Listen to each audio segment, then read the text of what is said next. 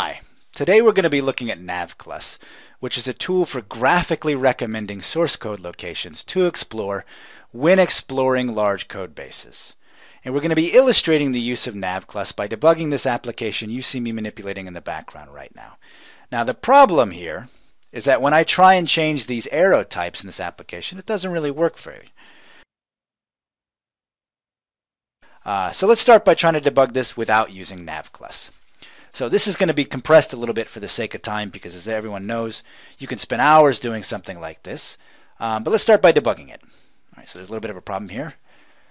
All right, so I start debugging, and I hit my first breakpoint.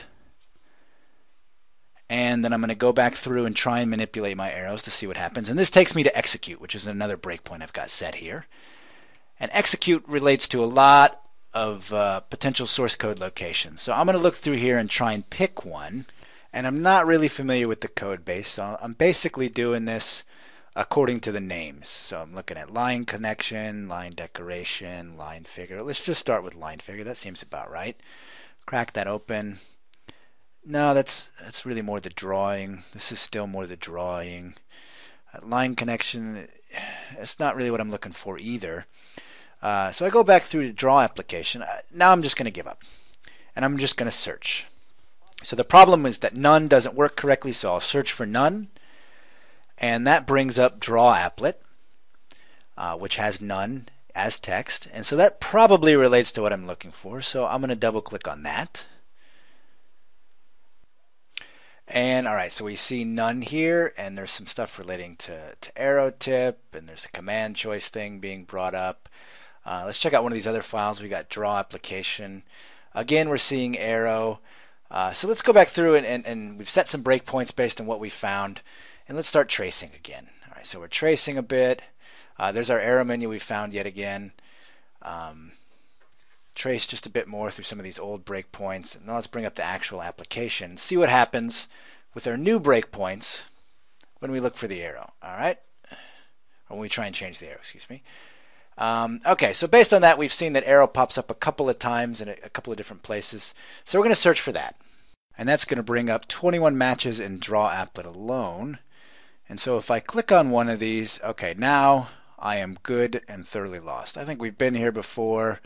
Up top, I've got about, 8 or 9 classes open. I really have no idea what I'm doing. And so instead, what I'd like to do is do this with NavClus. Now the way NavClus works is it looks at previous runs, previous interaction histories by users, and based on what you've opened and what you've viewed, it's going to suggest source locations for you to view. So on the left-hand side, I've got Eclipse running, and on the right-hand side, I've got NavClus attached to Eclipse. And so, all right, so we're going to go from NetApp to draw the Create Edit menu here.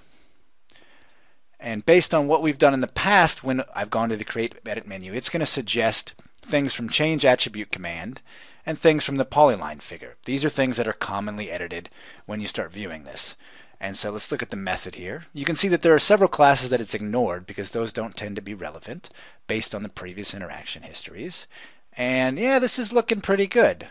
Polyline figure with the different arrow types, that looks pretty relevant. Change Attribute command appears to be, logically it makes sense that that's what you might execute when you're changing the arrow tip. And so based on the suggestion and just a simple reading, I'm going to go with the set attribute. And now we can see the problem. You see the decoration? It's got the little yellow squiggly line. It's not being referenced. And so we're passing in the appropriate information. We're just not doing anything with it. We've just got sort of some default placeholder code. And so we can fix that reasonably easy. You just cut and paste the solution, which rather than have it typed out, I've already got saved to the clipboard. And it looks like we might be done. So let's execute again. Click the button here. And all right. Now we've got our application. We've got 2 nodes here. We want to change our arrow types to none. And bingo, now it works.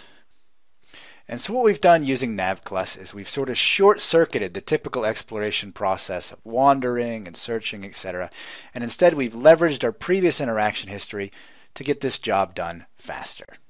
And with that, I thank you for listening.